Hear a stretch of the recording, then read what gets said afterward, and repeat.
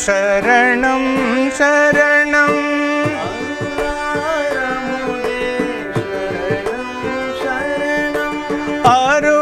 அருளாரமுதே சரணம் சரணம்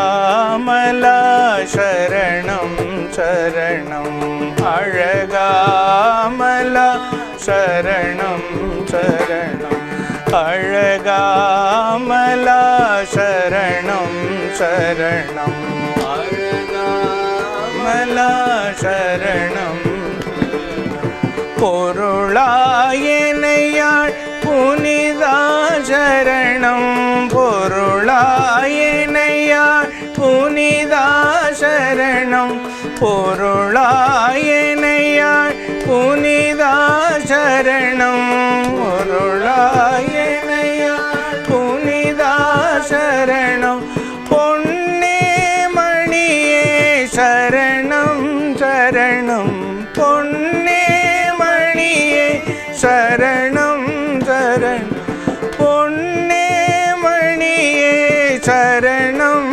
சரணம்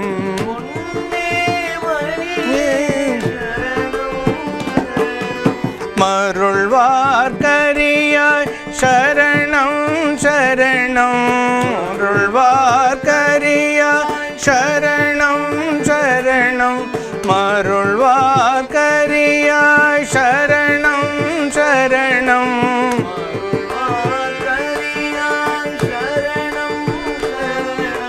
மயில் வாகனனே சரணம் சரணம்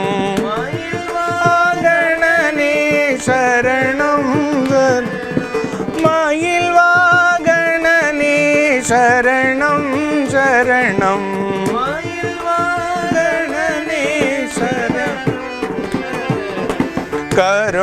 கருணாலயனே சரணம் சரணம் கருணாலயனே சரணம் சரணம் கந்தா சரணம் சரணம் சரணம் கந்தா சரணம் சரணம் கருணாலயனே சரணம் சரணம் கருணாலயனே சரணம் சரணம் கந்தா சரணம் சரணம் சரணம் கந்தா சரணம் சரணம் கந்தா சரணம் சரணம் சரணம் கந்தா சரணம் சரணம் சரணம்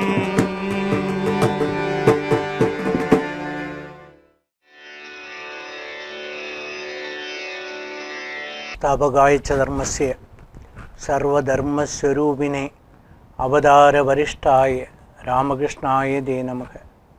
ஜனனீம் சாரதா தேவீம் ராமகிருஷ்ணம் ஜகத்குரும் பாதபத்மே தயோஸ்ருத்வா பிரணமாமி முகுர்முகு. நமஸ்ரீ யதிராஜாய விவேகானந்த சூரையே சச்சித் சுகஸ்வரூபாய சுவாமினே தாபகாரிணி. சாரதாம் சாரதாம்போஜ வதனா வதனாம்புஜே சர்வதா சர்வதாஸ்மாகம் சந்தியும் சந்திங்கிரிய. பக்த மகாஜனங்களே, நாம் தொடர்ந்து பகவான் ஸ்ரீராமகிருஷ்ணர் சொன்ன உவமைகள் மற்றும் கதைகள் குறித்து சிந்தித்து கொண்டிருக்கின்றோம். பகவான் ஸ்ரீராமகிருஷ்ணர் அளப்பரிய உண்மைகளையெல்லாம், ஆன்மீக உண்மைகளையெல்லாம் மிகச்சிறிய எளிய எடுத்துக்காட்டுகள் மூலம் பாமரர்களும் புரிந்து கொள்ளக்கூடிய வகையில் விளக்கியிருக்கின்றார். இத்தகைய எளிமையான முறையில் போதனைகள் அமைந்திருப்பது எல்லோருக்கும் ஒரு வரப்பிரசாதமாகும். பகவான் ஸ்ரீராமகிருஷ்ணரை சுற்றி அவ்வப்போது பக்தர்கள் கூட்டமாக இருப்பதுண்டு, சீடர்களும் இருப்பதுண்டு. சீடர்களில் 2 வகையான சீடர்கள். இல்லற சீடர்கள் தனியாக இருப்பார்கள், துறவற சீடர்கள் உண்டு. அவர்களும் வந்து சேர்ந்து உட்கார்ந்திருப்பார்கள். அதுபோக பக்தர்கள், இப்படியாக ஒரு கூட்டம் இருக்கும். பகவான் தனக்கு கிடைக்கக்கூடிய ஆனந்த அனுபவங்களை எல்லாம் பக்தர்களுக்கு அப்படியே விளம்புவார்கள். அதை கேட்பதற்கு தான் அவ்வளவு கூட்டம் வந்து கொண்டே இருக்கும். நமது அமுதமொழிகளில் டிசம்பர் 14, 1883 அன்று பகவான் பக்தர்களுடன் உரையாடிய நிகழ்ச்சிகளை குறித்து இன்று பார்க்கலாம். அன்றைய தினம் பகவான் அமர்ந்திருக்கும் போது நிறைய பக்தர்கள் வருகின்றார்கள். இந்த அமுதமொழிகளை நமக்கு எழுதி கொடுத்த மா என்ற மகேந்திரநாத் குப்தரும் பகவானை தரிசனம் பண்ணுவதற்காக அங்கே வந்து தங்கியிருக்கின்றார்கள். மாவுக்கு எப்படி என்றால், அவர் வீடு சென்ற உடனே மீண்டும் குருதேவரை பார்க்க வேண்டும் என்ற ஒரு உணர்ச்சி தோன்றிவிடும். அப்படி குருதேவர் மீது அசைக்க முடியாத ஒரு நம்பிக்கை கொண்டவர் மா. அதே மாதிரி மா, அதாவது மகேந்திரநாத் குப்தா, அவருடைய பிறப்பு எதற்காக, அவர் என்ன காரணத்திற்காக வந்திருக்கின்றார் என்பது குறித்து பகவானுக்கும் தெரியும். சில வேளைகளில் பக்தர்களுடன் பகவான் தனியாக உரையாடி இருக்கும்போது அந்த நேரம் மா அங்கு இல்லை என்றால், பிறகு அவர் வந்த பிறகு அவரிடம் அந்த விஷயங்களை எடுத்து இயம்புவார். அப்படி இவை யாவும் எதிர்கால மக்களுக்கு சென்று சேர வேண்டும் என்ற ஒரு உயர்ந்த நோக்கத்தில் தான் கொடுக்கப்பட்டிருந்தது. ஒரு நாள் பக்தர் ஒருவர் கேட்டார், சுவாமி உலகில் எப்படி வாழ வேண்டும் என்று கேட்டார். அது டிசம்பர் 14, 1883 பகவானை சந்தித்திருக்கும் போது அதிலிருந்து ஒரு பக்தர் எழுந்து கேட்கின்றார், சுவாமி உலகில் எப்படி வாழ வேண்டும் என்று. ஸ்ரீராமகிருஷ்ணர் உடனடியாக அதுக்கு பதில் சொல்லுகின்றார். இந்த உலகில் வாழ்வது சேற்று மீன் போல் வாழ வேண்டும். அதென்ன சேற்று மீன் போல் வாழ்வது? சேற்றில் இருக்கக்கூடிய மீன் அங்கும் இங்கும் அந்த சேற்றிலே ஓடிக்கொண்டிருக்கும். ஆனால் அதனுடைய உடம்புல ஒரு துளி சேறு கூட ஒட்டி இருக்காது. இதுபோல மனிதன் குடும்பத்தில் இருந்து அவ்வப்போது விலகி தனியாக தனிமையில் இருந்து கொண்டு இறை வழிபாடு செய்ய வேண்டும், தெய்வ தியானத்தில் இருக்க வேண்டும். நீ குடும்பத்தோடு இருப்பது தவறல்ல, ஆனாலும் உனக்கு எப்பொழுதெல்லாம் வாய்ப்பு கிடைக்கிறதோ அப்பொழுதெல்லாம் தனிமையில் இருந்து கொண்டு பகவானை சிந்தனை செய், தியானம் செய் என்று பகவான் சொல்லுகின்றார். சேற்று மீன் மீது ஒருபோதும் சேறு ஒட்டுவதில்லை. அதே போல் நீ குடும்பத்தில் இருக்கலாம், ஆனால் பற்றற்றிருந்தால் உன்னை எதுவுமே தீண்டாது, எந்த ஆசையும் உன்னை பற்றி கொள்ளாது, உனக்கு எந்த கஷ்டமும் வராது என்று பகவான் சொல்லுகின்றார். திடீரென்று பகவான் அப்படியே மாவை பார்த்து சொல்லுகின்றார், தீவிர வைராக்கியம் ஏற்பட்டால் ஒழிய இறைவனை நிச்சயமாக பெற முடியாது. அப்ப இறைவனை அடைய வேண்டும் என்றால் ஒரு தீவிரமான ஒரு வைராக்கியம் உனக்கு வேண்டும், இல்லை என்றால் நிச்சயமாக இது பண்ண முடியாது. மற்றொன்று சொல்லுகின்றேன் கேள், மாயையை புரிந்து கொள்ள வேண்டும். நீ மாயையை புரிந்து கொண்டால் அந்த நிமிடம் முதலே மாயை உன்னை கண்டு வெட்கப்பட்டு அப்பால் சென்றுவிடும். உலகில் நம்மையெல்லாம் இழுத்து பற்று வைத்திருப்பதற்கு அடிப்படையாக இருக்கக்கூடிய ஒரு முக்கியமான ஒன்று மாயை. அந்த மாயை இருக்கின்றது, நம்மை சுற்றி இருக்கின்றது. நாம் அதிலிருந்து விடுபட்டு கொள்ள வேண்டும் என்ற உணர்வோடு நீ புரிந்து கொண்டு செயல்பட்டால் ஆனால் அது வெட்கப்பட்டு அப்பால் சென்றுவிடும். ஓஹோ, இவன் நம்மை பற்றி நன்றாக தெரிந்தவன், நம்முடைய வேலைகள் எதுவும் இவனிடம் எடுபடாது என்று சொல்லி ஓடிவிடும் என்பார். பகவான் ஸ்ரீராமகிருஷ்ணர் அதற்கு ஒரு சிறிய எடுத்துக்காட்டு தருகின்றார். நண்பர்கள் விளையாடி கொண்டிருக்கின்றார்கள். அவர்களை பயமுறுத்துவதற்காக ஒருவன் ஓடி வருகின்றார். வந்து அவன் புலியினுடைய வேஷம் போட்டுட்டு வரான். அதாவது புலியினுடைய முகமூடி போன்று ஒரு முகமூடியை அணிந்து கொண்டு வந்து ஆ என்று புலி கர்ச்சிப்பது போல சத்தம் போடுகின்றார். உடனடியாக அந்த கூட்டத்தில் இருந்தவன் ஒருவன் புரிந்து கொண்டான். இங்கே பார், நீ ஹரிதானே, ஏன் இப்படி செய்கின்றாய் என்று கேட்டான்.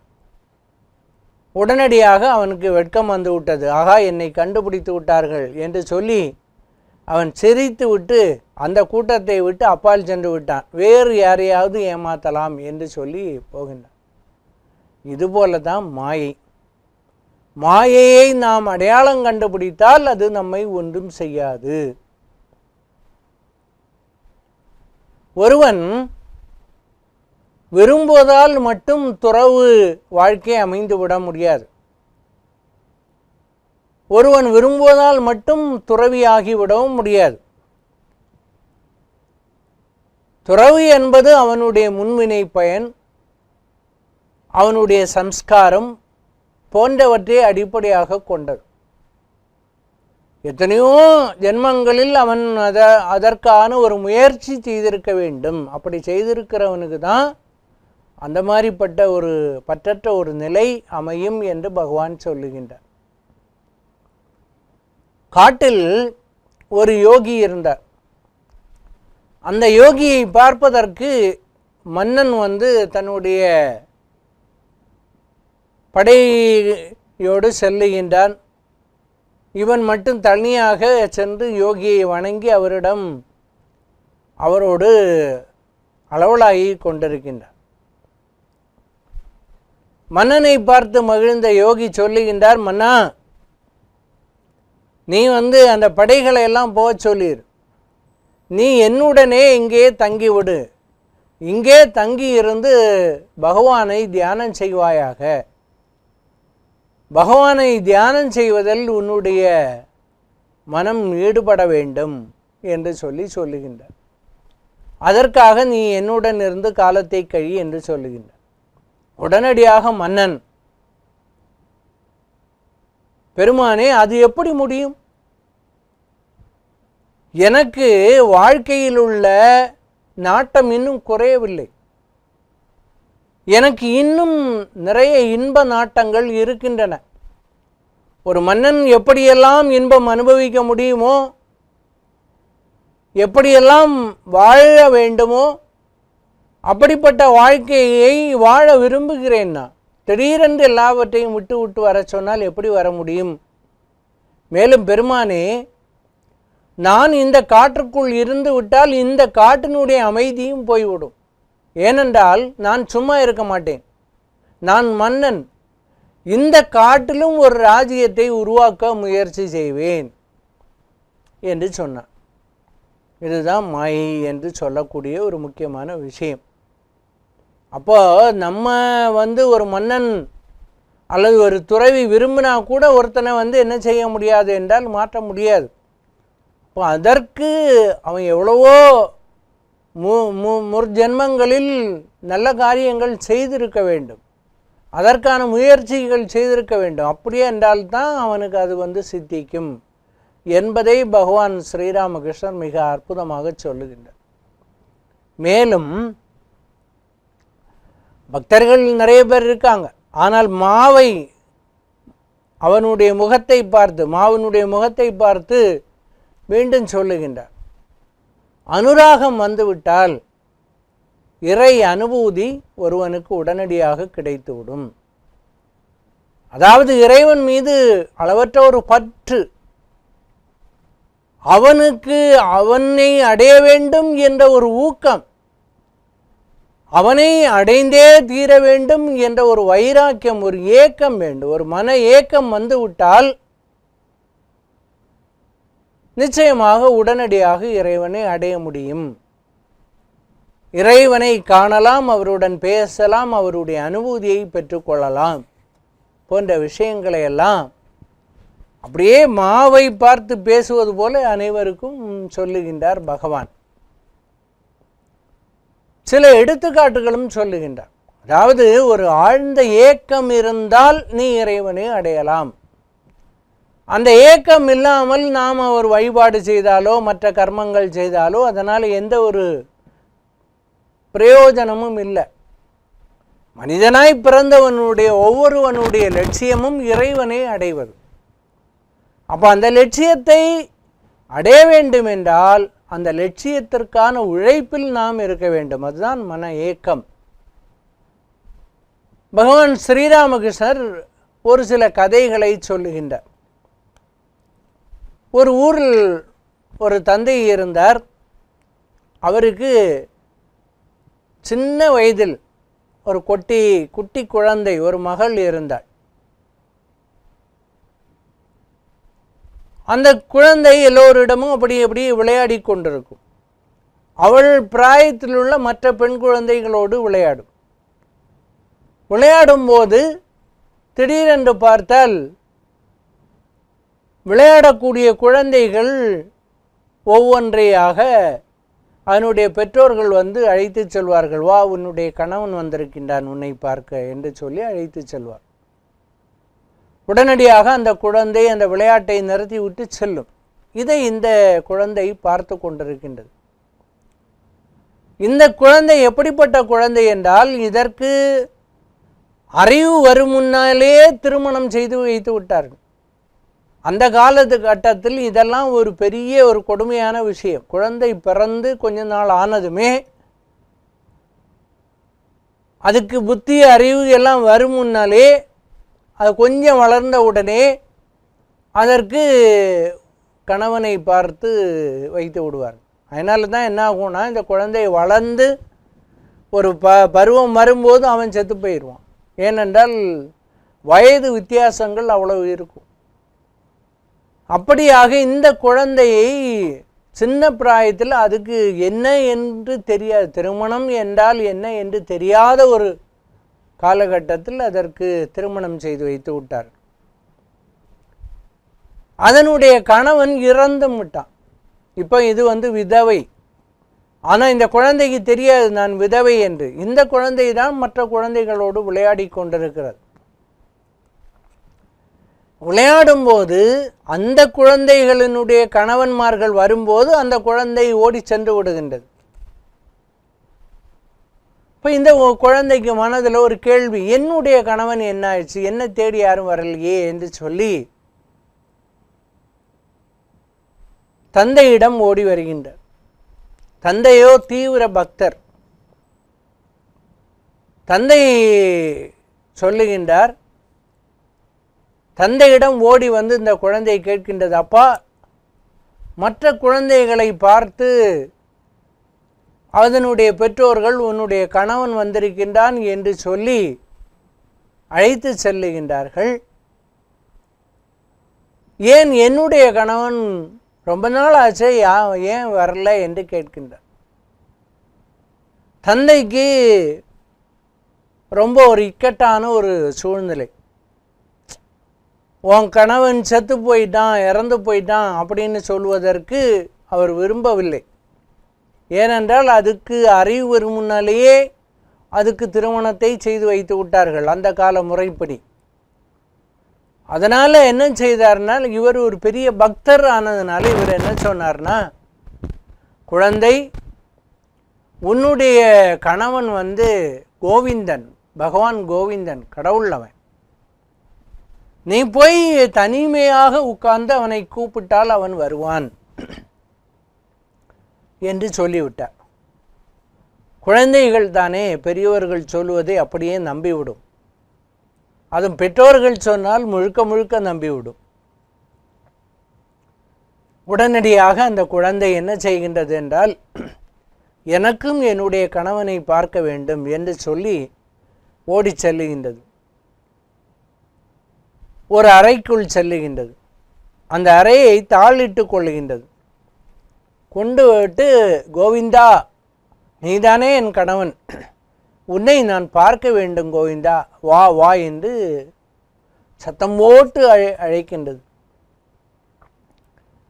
அழைத்து கடவுள் வரவில்லை. பல முறை கூவி கூவி அழைக்கின்றது. அப்புறம் அதுக்கு அழுகை வருகின்றது. அழுது கொண்டே அழைக்கின்றது. இதுக்கு மேலும் தாமதித்திருக்க முடியாது என்று நினைத்த இறைவன், கோவிந்தன் குழந்தையாக மற்றொரு குழந்தை வடிவத்தில் அந்த குழந்தை முன்பு தோன்றி அருள் கொடுக்கின்றார். இதிலேருந்து குருதேவர் என்ன சொல்லுகின்றார் என்றால், அவனை கூவி நீ பக்தியோடு அழைப்பாயானால் அவன் வருவது நிச்சயம் என்பதை தெள்ளத் தெளிவாக விளக்குகின்றார். அப்படி என்றால் ஒரு குழந்தையை போல் நம்பிக்கை வேண்டும். குழந்தை மற்ற குழந்தைகளோடு விளையாடி கொண்டிருக்கும். நிறைய விளையாட்டு பொருட்களெல்லாம் தூக்கி போட்டு வீசி விளையாடி கொண்டிருக்கும். திடீரென்று அதனுடைய தாயுடைய நினைவானது வந்துவிடும். உடனடியாக அம்மா அம்மா என்று ஏக்கத்துடன் கத்த ஆரம்பித்து விடும். யார் சமாதானம் சொன்னாலும் நிற்காது. இது தாயை காண வேண்டும் என்ற ஒரு ஏக்கம். இந்த சத்தம் கேட்டவுடன், தன்னுடைய குழந்தை அழுகின்ற சத்தம் கேட்டவுடன், அடுப்படியில் அவள் என்ன வேலை செய்து கொண்டிருந்தாலும் சரி, அந்த வேலைகளை அப்படியே போட்டுவிட்டு குழந்தை இருக்கக்கூடிய பக்கத்தில் ஓடி வந்து அப்படியே எடுத்துக்கொள்வார். தாயை பார்த்த அந்த குழந்தை உடனடியாக அழுகையை நிறுத்திவிடும். அப்போ அந்த குழந்தைக்கு அந்த தாயின் மீது எத்தகைய ஒரு ஏக்கம் இருக்கின்றது. அப்படிப்பட்ட அந்த ஏக்கம் இருந்தால் உண்மையில் நீ இறைவனை காணலாம் என்று பகவான் ஸ்ரீராமகிருஷ்ணர் சொல்லுகின்றார். மற்றொரு கதையை பகவான் சொல்லுகின்றார். இது ரொம்ப பிரபலமான கதை, ஜடிலன் கதை என்ற சொல்லக்கூடிய ஒரு கதை. ஒரு ஊரில் ஒரு அம்மா இருந்தாங்க. அந்த அம்மாவுக்கு ஒரு சின்ன குழந்தை. அந்த குழந்தையினுடைய பெயர் ஜடிலன், ஆண் குழந்தை. அந்த குழந்தைக்கு தந்தை கிடையாது. இந்த தாயார் என்ன செய்கின்றார் என்றால், பல்வேறு வீடுகளுக்கு சென்று பாத்திரம் விளக்கி ஒருவேளை உணவு கொண்டு வந்து இந்த குழந்தையை கொடுத்து அப்படியே கஷ்டம் தெரியாமல் வளர்த்தி கொண்டிருக்கின்றார். இந்த குழந்தை மற்ற குழந்தைகளுடன் உணவு சாப்பிடும், மற்ற குழந்தைகளோடு போய் விளையாடும். தொடர்ந்து இது நடைபெற்று கொண்டிருந்தது. ஒரு நாள் மற்ற குழந்தைகளை எல்லாத்தையும் கொண்டு போய் குருகுலத்தில் சேர்த்து விட்டார்கள் கல்விக்காக. திடீரென்று வழக்கம் போல் இவன் விளையாட வரும்போது பார்த்தா யாருமே இல்லை. இவன் எல்லா பக்கமும் போய் தேடிட்டு அவர்களுடைய வீடுகளில் சென்று விசாரிக்கின்றார். அப்பொழுதுதான் சொல்லுகின்றார், எங்கள் குழந்தையை எல்லாம் படிக்க அனுப்பிவிட்டோம், இனி விளையாட வரமாட்டான், குருகுலத்திற்கு அனுப்பிவிட்டோம் என்ற விவரங்கள் சொல்லுகின்றார். இவன் ஜடிலன் ஓடி வருகின்றான், தன் தாயை பார்க்கின்றான். அம்மா, குருகுலம் என்றால் என்ன? ஏன் என்கிட்ட விளையாடின குழந்தைகளெல்லாம் அங்கே கொண்டு விட்டுருக்காங்க, அந்த குழந்தைகளெல்லாம் படிக்க சென்று விட்டதே, அப்போ என்ன மட்டும் ஏமா விடலை அப்படின்னு. இப்போ இந்த அம்மா சொல்லுகின்றார், மகனே, நாமோ ஏழை, நமக்கு படிப்பு என்பது வராது. ரெண்டாவது, படிக்க வேண்டும் என்றால் ஆசிரியருக்கு பணம் கொடுக்க வேண்டும், குருகுலத்திற்கு பணம் செலுத்த வேண்டும். என்கிட்ட பணம் ஒன்றும் இல்லை, ஏதோ கஷ்டப்பட்டு நான் உன்னை காப்பாற்றி வருகின்றேன் என்று சொன்னாள். குழந்தை அழுது விட்டது. முடியவே முடியாது, எனக்கு சாப்பாடு கொடுக்காட்டாலும் பரவாயில்ல, என்னை படிக்க விடு என்று சொன்ன. இந்த தாய் அதை ஒரு குருகுலத்தில் கொண்டு சேர்த்து அந்த குருவை வணங்கி, ஐயா இவனையும் மாணவனாக ஏற்றுக்கொள்ள வேண்டும், இவனுக்கு கட்ட வேண்டிய கட்டணத்தை நான் ஆண்டு இறுதியில் காணிக்கையாக செலுத்தி விடுவேன் என்று சொன்னார். அவரும் ஏற்றுக்கொண்டார். இப்பொழுது இந்த குழந்தை படிக்க சென்று கொண்டிருக்கின்றது. தினமும் போயிட்டு இருக்கு. மற்ற குழந்தைகளெல்லாம் வண்டிகளில் செல்வார்கள், இவன் நடந்து செல்லுகின்றான். காட்டில் அப்படி போயிட்டு இருக்கும்போது ஒரு நாள் சரியான மழை, இருட்டு. அதாவது அவன் பள்ளிக்கு போயிட்டு திருப்பி வரும்போது ஒரே சத்தம், மூங்கில்கள் வழியாக காற்று செல்வதால் உசந்த ஓசை. இவன் பயந்து விட்டான். ஐயோ பேய் பேய் பேய் என்று சொல்லி பயந்து அழுது நடுங்கி அம்மா அம்மா அம்மா அம்மா என்று அழுது கொண்டே ஓடி வந்து விட்டான். அம்மா, நான் இனிமேல் படிக்க செல்ல மாட்டேன், இன்று காட்டுக்குள்ளால ரொம்ப சத்தம், அங்கே பேய் இருக்கின்றது என்று சொல்லி சொன்னான். எனக்கு பயமாக இருக்கின்றது என்று சொன்னான். தாய் சொன்னால், படிக்க சென்று விட்டாய் அல்லவா, இனி நீ தொடர்ந்து போக வேண்டும், பயப்படாதே என்று சொன்னான். அப்படியென்றால் நீ என்னை அழைத்து கொண்டு விடு என்று சொல்வார். இல்லை மகனே, நான் உன்னை கொண்டு செல்ல விட முடியாது, ஏனென்றால் நான் கூட்டிகிட்டு போனேன்னா என் பழப்பு போயிடும். அப்படியேனா நான் எப்படி போகிறது? தாய் சற்று யோசித்தாள். நீ கவலைப்படாதே, அந்த காட்டினுடைய நடுவில் உன்னுடைய அண்ணன் இருக்கின்றான், அவன் பெயர் கோபாலன். அப்படியே அம்மா, அவன் என்ன செய்து கொண்டிருக்கிறான்? அங்கே ஆடு மேய்த்து கொண்டிருக்கின்றான், ஆடு மாடுகள் மேய்த்து கொண்டிருக்கிறான். கூப்பிட்டா வருவானோ? ஓ நிச்சயமாக வருவான், நீ கூப்பிடு என்று. அப்படியானால் சரி என்று சொல்லி சென்றது. காலையில் சென்றது, நடுக்காடானது, கொஞ்சம் பயமாக தான் இருந்தது. ஓ என்று சத்தம் வந்தது. அப்போ இந்த குழந்தை அண்ணா அண்ணா அண்ணா என்று அழைத்தது. யாரும் வரவில்லை. கொஞ்ச நேரத்தில் அடே கோபாலா கோபாலா வாடா வாடா என்று ரொம்ப கத்தியது, வரல.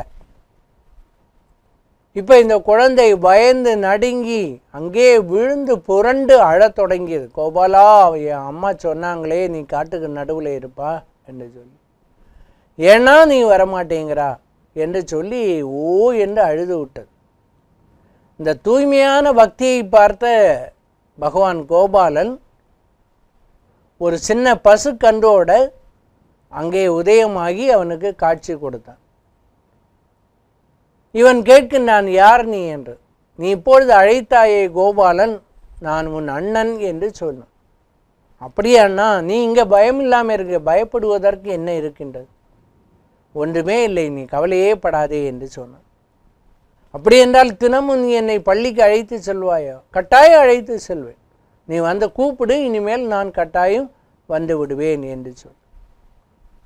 அப்போ இப்படிப்பட்ட ஒரு தீவிரமான பக்தி இருந்தால் இறைவனை எளிமையாக பெற முடியும் என்பதை பகவான் ஸ்ரீராமகிருஷ்ணர் எளிய எடுத்துக்காட்டுகளோடு நமக்கு விளக்குகின்றார்.